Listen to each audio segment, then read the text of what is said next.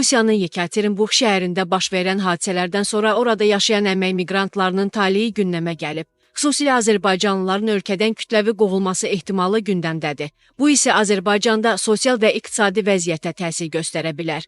Bakı belə bir sürprizə hazırdırmı? Soydaşlarımız qayıdarsa nə baş verəcək? Miqrantların Rusiyadan qovulması mümkündürmü? Dobalifo Azad danışan ekspert Yusif Bağırzadə bildirib ki, Azərbaycanlı miqrantların Rusiyadan deportasiyası və ya qovulması mümkün deyil. Bu ölkələr arasındakı münasibətlərə ciddi zərbə vurar. Yekaterinburgda baş verənlər əlbəttə Rusiyanın güc orqanları tərəfindən törədilən bir cinayətdir. Əksinə Bakı Moskvadan hadisənin dəqiq araşdırılmasını, rəhbərlərin və yaxud icraçıların cəzalandırılmasını gözləyir. Əks halda biz əlaqələrimizə yenidən baxmalı olacağıq. Hazırda Rusiya-Ukrayna müharibəsinə görə ən çətin günlərini yaşayır.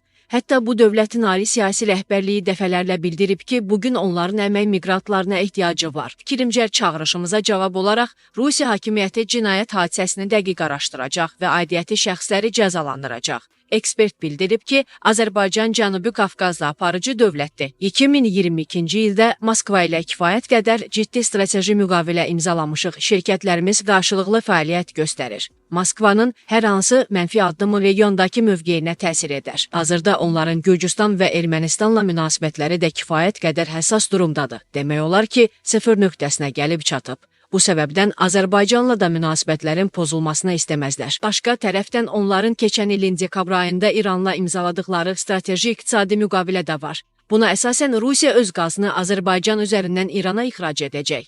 İlkin mərhələdə bu həcm 3-5 milyard kub metr olacaq, sonra isə 50 milyard kub metrə qədər artırıla bilər. Yəni Bakı ilə münasibətlərin gərginləşməsi onlara baha başa gələr.